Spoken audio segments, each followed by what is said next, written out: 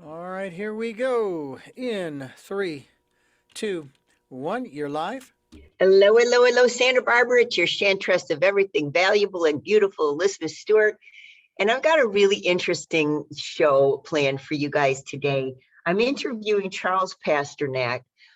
He's an actor, but he's an actor with a difference. And I just want to just share with you a little bit of some of the press materials. This is from Play Shakespeare. A reviewer says, like a Shakespearean Fred Astaire, he's so good at his craft that he makes his partners look good. And this is talking about a show that he did regarding Napoleon. I just love this quote. Charles Pasternak plays the general as cocky and charming, ruthless and savagely intelligent. The show relies on Pasternak's vivid Napoleon, who pulls back the veil just enough to show glimmers of insecurity under the future emperor's legendary ego. His performances are a pleasure.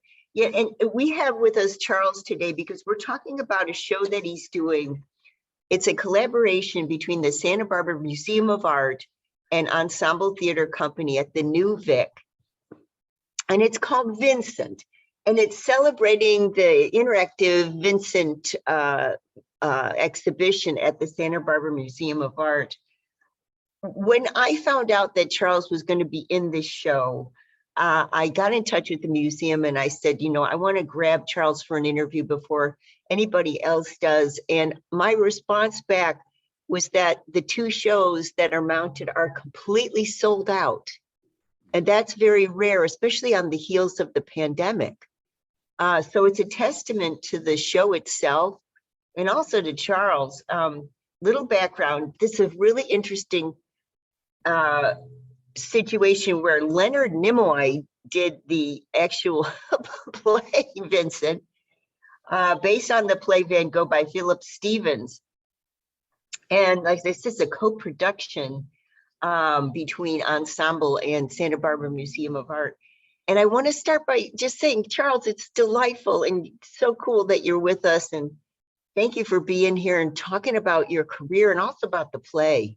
Oh, it's my pleasure. Thank you. Thank you for having me. I think it's a beautiful play, and I love talking about it. So thank you for having me, please. So I guess what I want to ask is, how did this play come into your repertoire? Well, actually, it's a charming,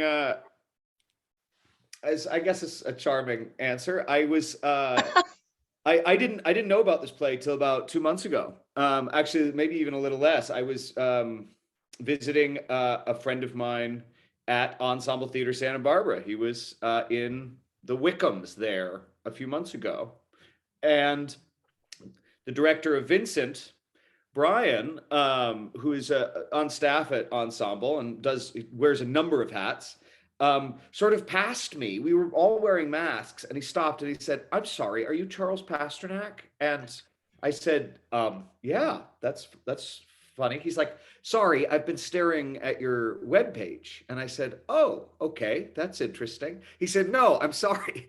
We're doing this Vincent production with the museum, and Jonathan, the artistic director, who I've worked with in the past, recommended you." And I said, "Oh, well, great. So let's talk about it and figure it out." Brian and I did. He's a wonderful guy, lovely director, really knows his stuff. And he's wearing so many hats at the theater right now. And the two of us got together and just sort of decided to make it work. I had never heard of it before, but now I am so glad I have. It's a beautiful production, one I'm very excited to offer here, and one I hope to do again, either here or elsewhere. It really is special. So I just want to just tell our listeners this play we're talking about, Vincent. It was written by Emmy-nominated actor Leonard Nimoy, and it paints an imaginary, thoughtful scenario about one of the most famous names in the art world, of course, Vincent. And it's a one-man show. It's based on excerpts from the letters, the legendary letters. My doctorate is in art history, Charles, so I'm very familiar with the relationship between Vincent and his brother Theo. Yeah. The version of the intimately scaled play features, of course, Charles Pasternak. And Charles was telling me a little bit about his career. before the show, he's part of the season at Santa Cruz Shakespeare, but in the following year, he takes over as artistic director for Santa Cruz Shakespeare. And so, he's now changed into artistic director. It's going to be interesting, Charles. I got to say, I knew a bunch of artistic directors in my career. I started life in art as a scenic designer and perspective and verisimilitude in San Francisco, and I worked with Bill Ball. Oh, I'm envious. And I can remember Bill, and Peter Donat was another one I worked for, and and I can remember them giving notes at 3 a.m. and saying the set needs to be done and changed completely. I decided to do Biedermeier. Elizabeth, go out there and find, early 19th century Swedish furniture at 3 a.m. Okay, yes, Bill. Yeah, I mean, and you did it. You had to do it. I mean, but the artistic director role is, well, I guess you're looking forward to it, but my God, that's a big move, huh? Oh, sure. It's a lot. But first of all, it's a dream. And second of all, these roles have evolved. Bill, who is a genius, and I'm envious of you and a few other dear friends I know who worked with him. ACT it was, Yeah, ACT in San Francisco, which he founded, not in San Francisco actually, but eventually in San Francisco. And he did everything, but he was also hyper focused on the season and the art. And there was more of a separation then between the sort of artistic and managerial wings of the theater than there is now. But I've run a small theater company in Los Angeles for 15 years, the Porters of Hell's Gate, which is a Shakespeare-focused company. Done 30 out of 38 out of Shakespeare's accepted canon of 38 plays, 8 more, and they'll be the first company in LA to finish it. I'm deeply proud of that. That helped prepare me. I've been an actor, director, teacher in Shakespeare for a very long time, and Santa Cruz has been a core part of my development. I was there for 4 out of 6 seasons between 2008 and 2013 when Marco Baricelli was the artistic director. And I'm very honored to be offered the opportunity to go back and now soon lead the institution, take it to take it forward into the future from Mike Ryan, who's a wonderful AD and someone who saved that theater, because it's one of those theaters that had through financial difficulty in the aughts and the early tens, sort of had multiple crises, also in the university out there. And Mike, I want to just say that pulling out your theater credits, just to mention a few roles. Hamlet,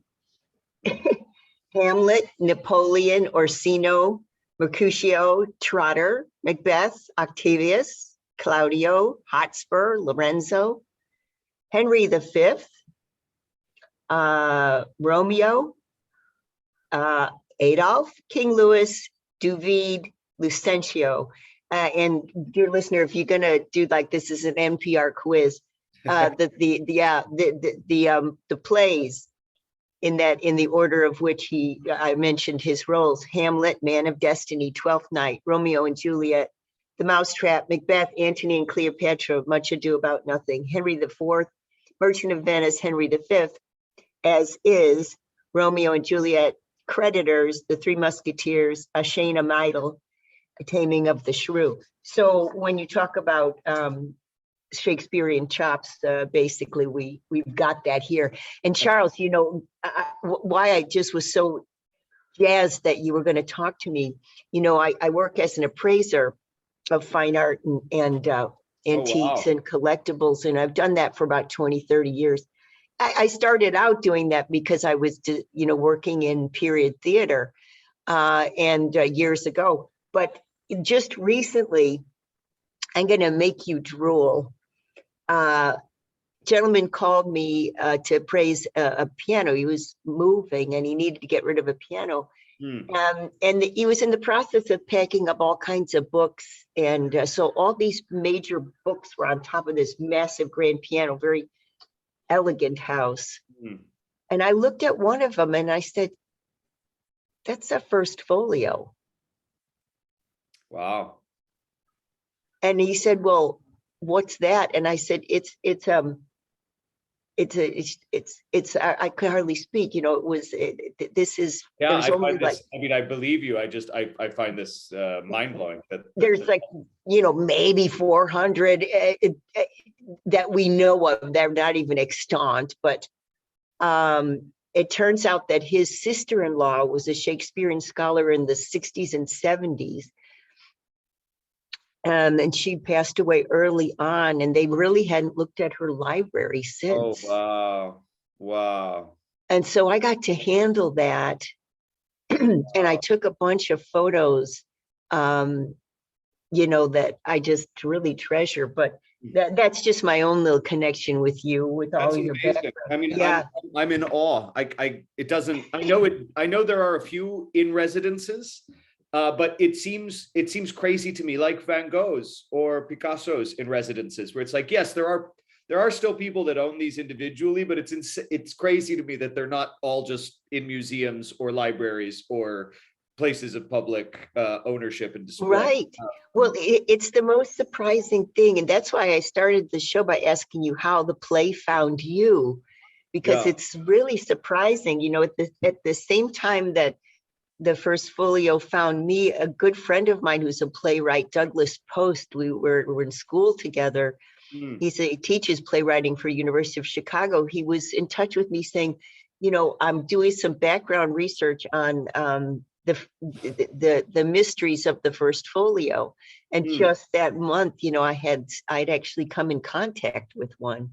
So maybe we'll get you in touch with Doug at the end. I'd love that. And, you know, just next year is the 400th anniversary of its publishing, which is pretty special. Yeah, indeed. You know, we get back from the break. Richard's giving us time. We got to go to quick break, but I want to talk a little bit about the relationship, the famous relationship between Teo and Vincent. Do you use Theo or Teo in the show? Yeah. Teo, but I try not to be pedantic about it when you're using it correctly. I try not to be pedantic with everyone. It doesn't matter, but Teo is proper. Yeah. So I want to talk a little bit about the meat of that relationship. You know, one thinks of terms like codependency, on the other hand, love. You know, there's a real archetype there that I know that you're working with, you know, doing both roles. Oh, yeah. No, you're entirely right. I'd love to talk about it. Absolutely. Yeah. So we get, hey, Richard. Yes, Elizabeth. How are things up at the ranch? Everything is going great up at the ranch. The weather's still cool, especially overnight. It's beautiful. Hens are laying eggs. Dog continues to bark at nothing in the yard. Ranch life. Continue to keep us warm. Very good. Don't turn that down, dear listener. Stay with us. We are talking with Charles Pasternak. Why I'm speaking with him is he's offering a show to us, which I can't tell you to go buy tickets for because it's sold out at this point. A collaboration between Ensemble Theater Company and Santa Barbara Museum of Art, Vincent. One of the really interesting things was the artistic decision to use Charles's profile on the flyer. And, you know, we have a long relationship here in Santa Barbara with Kirk Douglas and his family.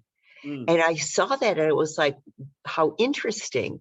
They actually chose to use your profile, Charles. Anyway, I digress. We'll talk about that when we get back from the break. Okay. Don't turn that down. Back with Charles Pasternak in a sec. All right, stand by. Great. Refill your coffee cup. Give me just. Okay, good. By the way, I am grabbing additional music from the play off of YouTube to use going in and out of breaks. There you go. including the trailer. I found a trailer. Now, granted, it's for the play itself, not so much for your performance, but Sure, sure. So, it'll still do the trick, right? uh-huh. Absolutely, absolutely. You're Oh, well improvised. yes, indeed. Van Gogh. I actually knew a girl in actually it's post high school, Oh yeah. and she did. I never saw it. I never saw what she created, but she created this slideshow presentation of Van Gogh. I hope I have got this right. Van Gogh and Starry, Starry Night. Have I got the right painter Yeah, yeah. picture? And so now every time I hear Starry, Starry Night, I think of her. And I kind of wish that I had had an opportunity to see this slide presentation that she'd put together. Mm. Um, Well, you got to see the show at the museum. yeah, You know, Katrina's the PR person there. She'll do a media tour for you. that'd be cool. So That'd be very yeah. cool. And of course, I hope that I hope in the play he utters those famous words of Van Gogh, to be or not to be, forget it, I'm going to go paint. All right, here we go in 3, 2, 1, you're live. Welcome back. It's Elizabeth Stewart. I'm speaking with actor Charles Pasternak, soon to be artistic director of Santa Cruz Shakespeare, who's bringing us the play Vincent by Leonard Nimoy. That's I can't wrap my head around that exactly, but we're talking to Charles about this really historic, philosophic, psychological relationship between Teo, Vincent's brother, and Vincent. You know, the speculation on the glue that pulled those brothers together, and the both were sort of geniuses in their own field. I mean, Teo represented some amazing artists in his time, and you know, was really formative in establishing, you know, France as a leader in both Beaux-Arts and contemporary, at the time, contemporary work. And you know, and here comes Vincent. I can only believe, Charles, the machinations you needed to go through to understand both men. Mm. Yeah, it's a fascinating. You're right. It's a fascinating relationship, and I mean, it's certainly one bound by love, but love in extreme forms, which sometimes is, as you said, sort of there's an element of codependency in it. You know, it's funny. Teo is the younger brother, but in the correspondence and in the relationship, it really feels like he's the older Yeah. brother as far as maturity goes. But as far as a certain element of devotion and love, I think it's more clear that he's the younger brother, that he grew up admiring Vincent and sort of in awe of Vincent, and he carried that. So they also fulfill various roles for each other. Teo was a rock. He worked consistently. He fought for and represented these incredible artists, and he held down a job all of his tragically short life. And Vincent didn't, you know, after he left the church 13 years before he died, he never really maintained a job. He was constantly dependent on Teo for his survival. And the fact that we have his painting, the fact that he was able to grow and develop as an artist and become the genius he was so briefly before the end, is entirely indebted to the fact that Teo kept him alive with money. I mean, he couldn't have done that without that support. No, I haven't seen the play, so this is a question, just, you know, knowing of the relationship, you know, reading the letters between Teo and Vincent, you get a really strong sense that Vincent was pleading with Teo to really recognize his work.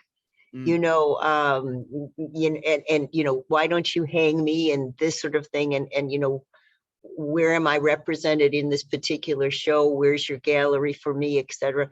Right. And you know, Teo's kind of on his back heels many times, saying, you know, this. So he's a critic of his brother's art. At the same time, there's this belief in his brother. How do you balance that in the play? Actually, it's a wonderful question, and the play very directly addresses it. It very directly addresses the fact that early in Vincent's career as a painter, Theo is very often very supportive, but he's not trying to sell his work yet. No. And then later in the play, it really addresses the fact that Vincent sort of sticks with this idea that Theo isn't representing him, but Vincent also won't let Theo exhibit his art. Vincent is so sensitive about it, so self-conscious about it, that he lashes out when he needs the money, and when he's upset about the situation. But there are many times when Theo intends to exhibit part of Vincent's work and Vincent doesn't want to let him do it. He gets cold feet. Now, how much the play's representation is rooted in the letters, I think, is pretty strong. There is certainly perhaps some dramatic exposition in terms of where and when Theo did begin start exhibiting Vincent's work, but that tension is very well represented in the play. They do it's especially for a one-man show. The writing has done a very good job of representing those sort of conflicting points of view between the two brothers. So this is a dumb question, and you can say, well, like, I really don't want to share my secret on this, Elizabeth, but the question is, that from the letters, I intuit a completely different emotional register from Theo than I do from Vincent. Part of the description Theo has of his family life, how rooted he is, this sort of thing, the running of his business so successfully, this sort of thing. Yeah. So you're playing both men. One is completely off the charts as far as, emotional volatility is concerned, and the other one is almost opposite of that. How do you get that across as an actor? Yeah, good question. Hopefully I do. I'll say I'm aided by the anchor of the script, in that really this is Theo's story of his brother. And Vincent is represented a few ways. He's represented through the letters. He's represented through some voiceover, which I record as Vincent. And he's represented by Theo evoking him. There are multiple times where I sort of take on the role of Vincent. And I want him to be very alive on stage. And I change my voice. I change my breathing pattern. Vincent, to me, lives in a slightly higher register, a slightly more excited one. His breathing is shallower.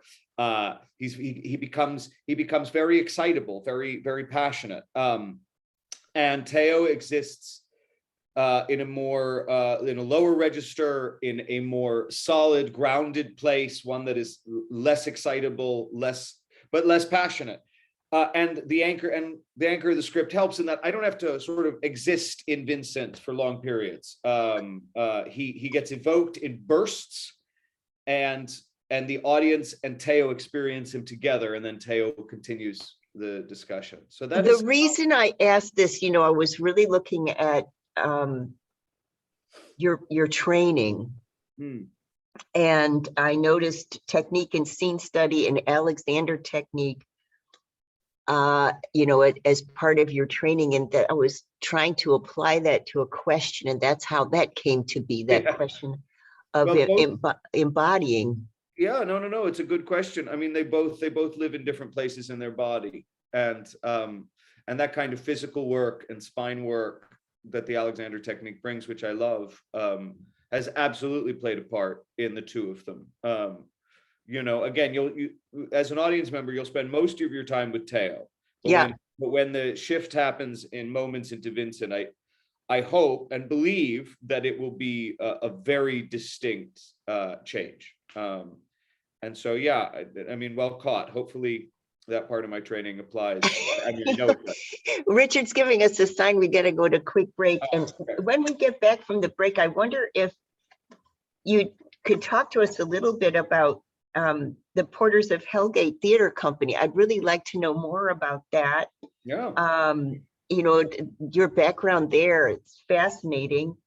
So just reintroducing, I'm talking with Charles Pasternak, and we're talking about well, I'm talking about Charles, and we're talking about the craft, but we're also talking about the play Vincent that he's bringing to us in celebration of our Santa Barbara Museum of Art, Vincent's, show, and then also Ensemble Theater Company, Jonathan Fox, AD there. And so we're talking about the idea of how the arts are cross-fertilizing each other here, and the one question I have when we get back from the break that maybe Charles can think about while we take a little quick break. I've often wondered how someone who's not a painter can portray a painter. And one of the crossovers is, of course, that you're both incredibly creative and gifted artists, but such different media that, and I speak about that because, my background is in applied arts. And, I'm wondering how you channel such a thing. And I couch that, Charles, in a reaction to a play that I saw where it was a one-man show about Monet. And it was so clear to me, it was sort of an amateur production, but, good one. And it was clear to me that just by the way the actor was portraying the arc of the wrists of the artist, he never painted. And I was thinking, well, I wonder if that didn't influence our believability somehow. And so how do you channel, that creative spark that you have as an actor into this completely new medium, which is, totally exterior, totally visual. There's not a lot of embodiment that we see when we see a two-dimensional work of art. Yeah. Happy to. Yeah, happy. Let's talk about that a little bit. Hey, Richard. Well, Elizabeth, yes. What you got in your background? Is that more Ireland? That is more Ireland. Let's all go play in the surf. I put my palette, my paintbrush down here. It's a painting behind me. I'm trying to mimic Van Gogh. Yes. Well, very good. So don't turn that down, dear listener. Speaking with Charles Pasternak, fascinating discussion about his immersion in the characters of Teo and Vincent, two brothers, obviously, historic nature. And this is a play that Santa Barbara Museum of Art and Ensemble Theater Company have gotten together, sort of the introduction to our community to the Santa Barbara Museum of Art's show about Vincent. And the whole community's gotten together, so much so that I am regretting to tell you, dear listener, there are no more tickets for the performance. But we're talking with Charles anyway because of his background and because of what he knows about portraying Vincent and his brother Teo. So don't turn that down. Back in a minute. Well, we also know now, Pasternak, where the Banana Boat song came from when Van Gogh was looking for his brother, Teo, Teo. I know that's a bad joke. You should start the next segment with that. I'm actually pulling up music both from the soundtrack from the play as well as trailers, but I've also pulled up Don McLean's piece, so I'll be using that in and out. Elizabeth, we have 2 more breaks to do, and we are right now at 28 minutes in, so we've got to get 2 more breaks in the next, 12? No. Good Lord, I can't even do my simple math. 10, 20, 18 minutes. Okay, so in the next 18 minutes, we need to take 2 more breaks. All right. Did you hear my terrible joke, Elizabeth? Yeah, now you planted an earworm, and I'm going to hate you now. That's terrible. That was awful. By the way, can you paint, Charles? Can you paint? Yeah. Can you paint? No. Okay, fine. Here we go. In 3, 2, 1, you're live. Welcome back. It's Elizabeth Stewart. I'm talking with actor Charles Pasternak, and we're talking about the play Vincent that he's bringing to Santa Barbara through Ensemble Theater Company and the Santa Barbara Museum of Art. And my question for him was, an accomplished Shakespearean actor, and some of the training that he's had regarding embodying the characters that he presents to us. Now he's, embodying one of the world's greatest painters, albeit that the play is through the eyes of Theo, Vincent's brother. But my question was, what are the creative elements in Charles that he brings forth to portray an artist of a completely different medium? Yeah, I mean, it's a great question. There's a lot of answers. The most basic one being, that's my job. My art, my medium is the evocation of other people, and portraying people of every different walk and ilk that's my art. That's what I've studied a long time to try to do successfully.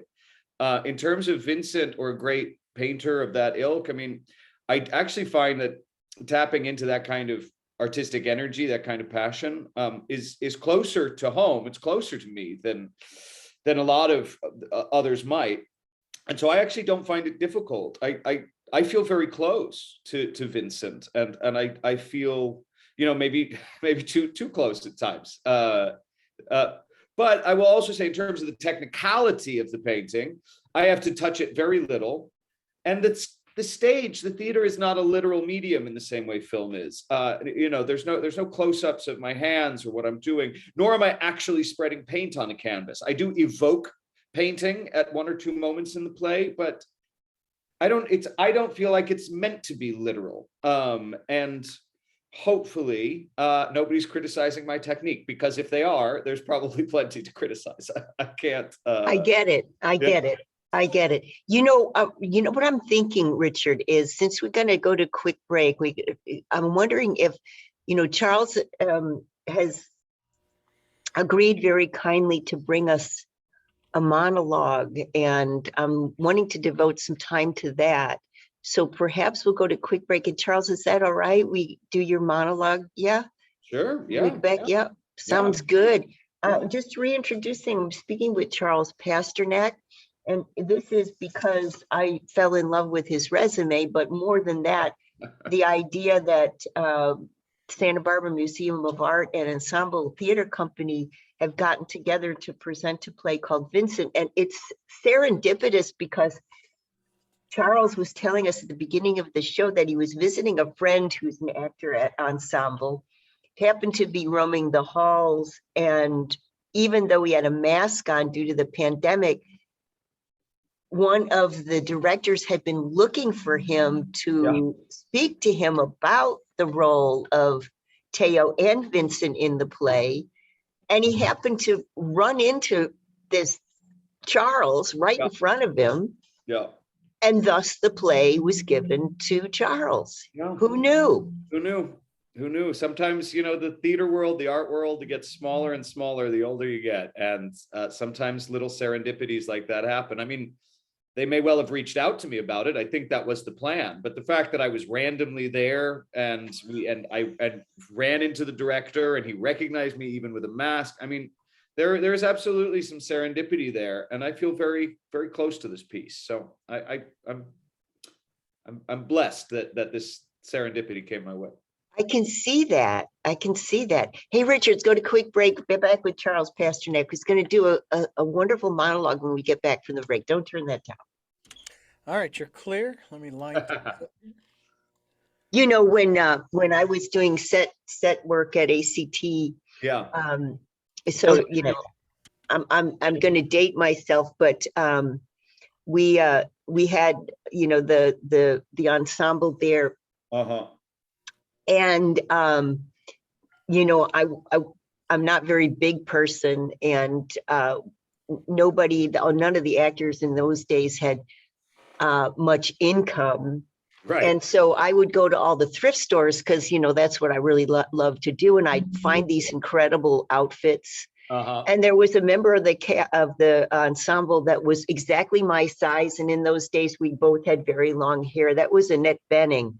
And Annette and I used to get together and swap thrift store clothes. She did a lot of Shakespeare work. Yeah. At ACT in those days. She did. She did. Yeah, she came from a real theater background.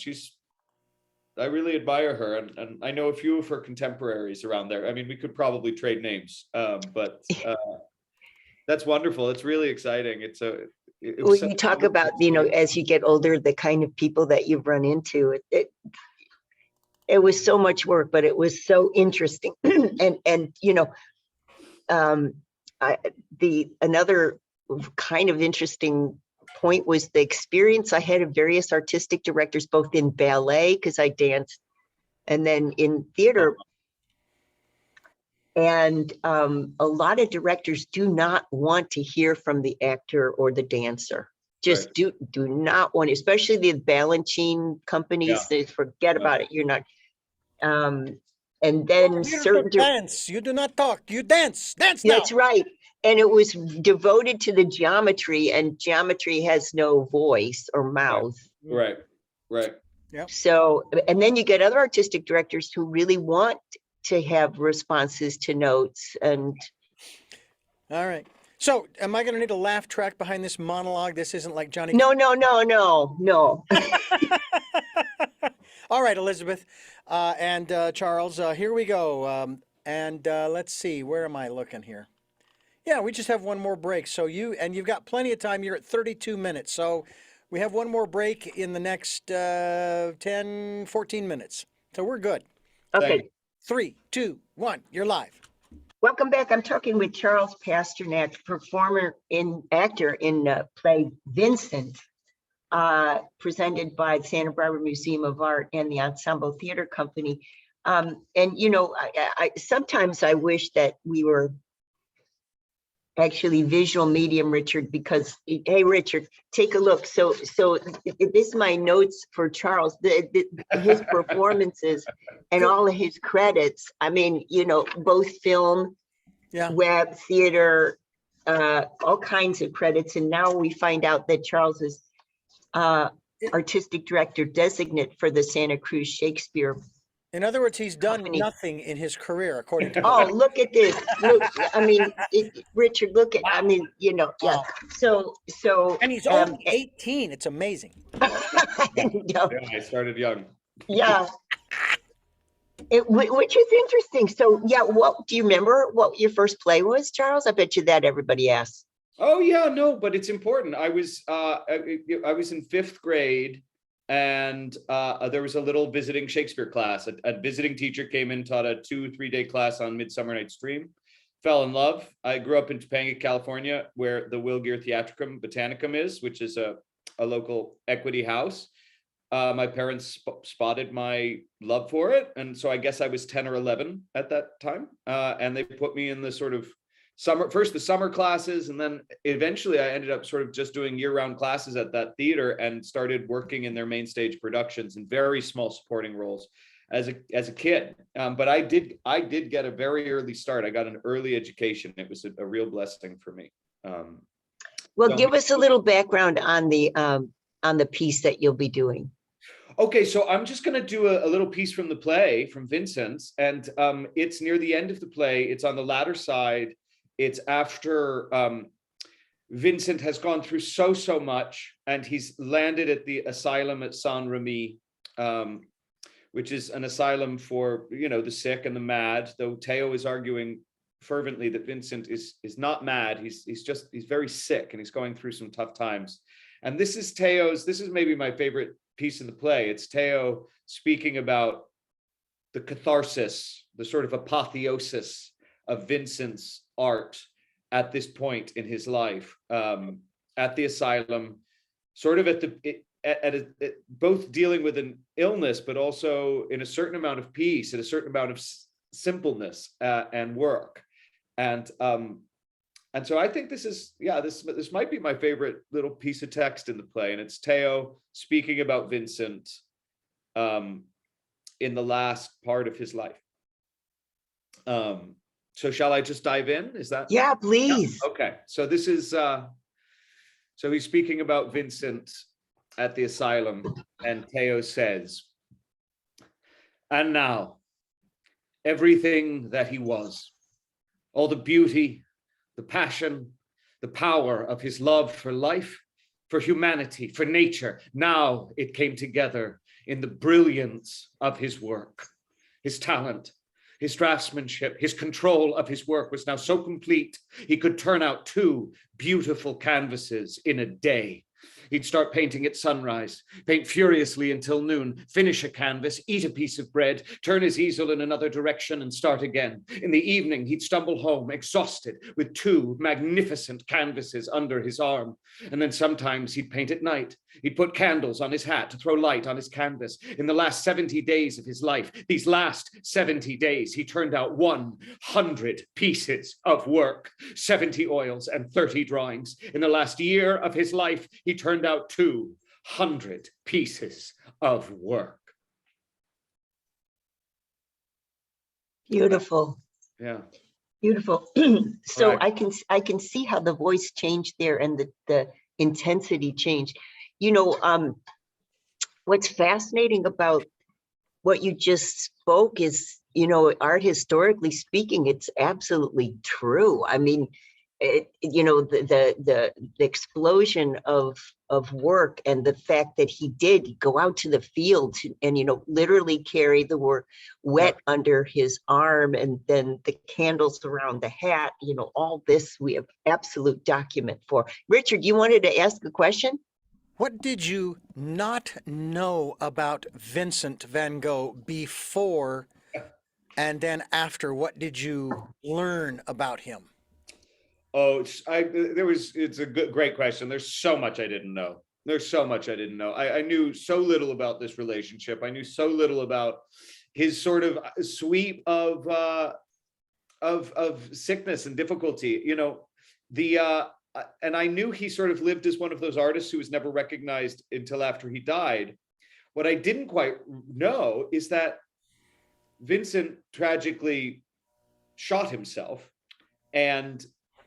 but ironically, he was starting to have some success. If Vincent had lived longer, this image of the artist that never got recognized in his lifetime may not have been true. He sold his first painting, sold 4.5 months before he died. He was gaining some recognition. He was gaining some traction, and he may well have lived into success and recognition, but his illness and what he was suffering through was too much. And so he ended his life. I don't necessarily blame him for doing so, but that's something I learned that added to the tragedy to me, that, oh, it's not just that he died and then people realized he was great. People were in the process of realizing he was great. And he couldn't go on. He didn't make it there, even though it might have been there for him. Would you say that the struggle that Van Gogh went through mentally, Yeah, what we would call today mental illness, right? possibly, although the play really debates that. It is mental illness, certainly, but it's also something undiagnosed. The doctors all say that Vincent has epilepsy, and he does have seizures, but the hallucinations and visions and voices that Vincent hears,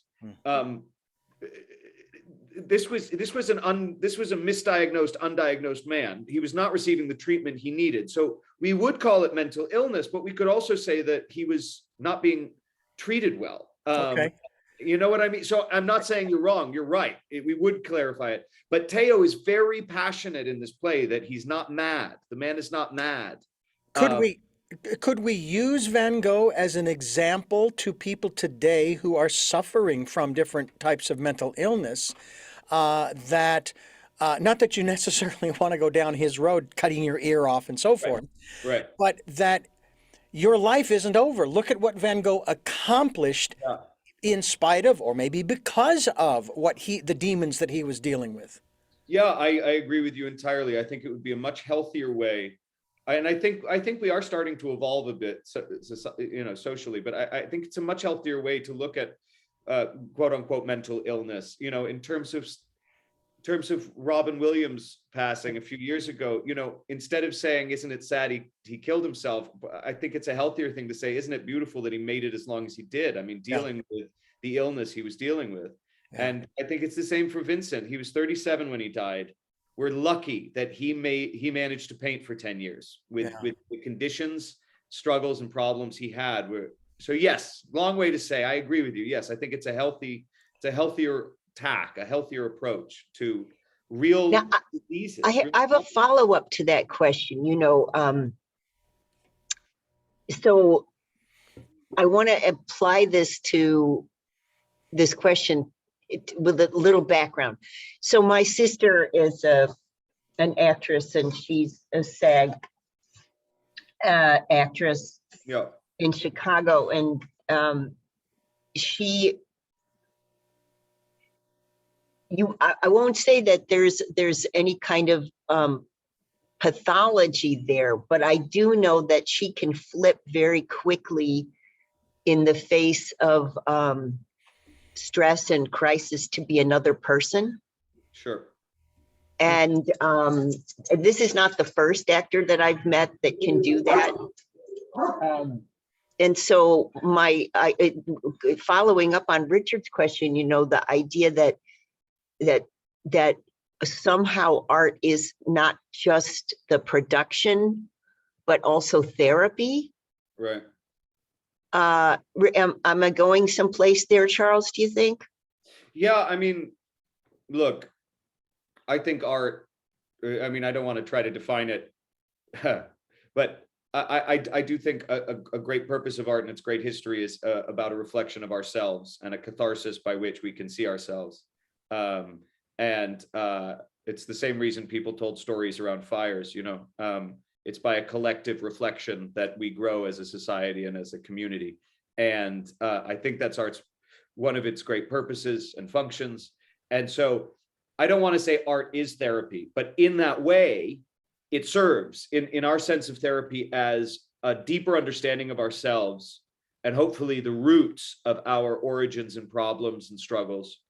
We evolve both as individuals and communally to be better people. And I think art in that sense can serve as a form of therapy if one greets it with an open heart and mind and leans forward, leans into it, joins it, doesn't sit back and sort of judge it or try to,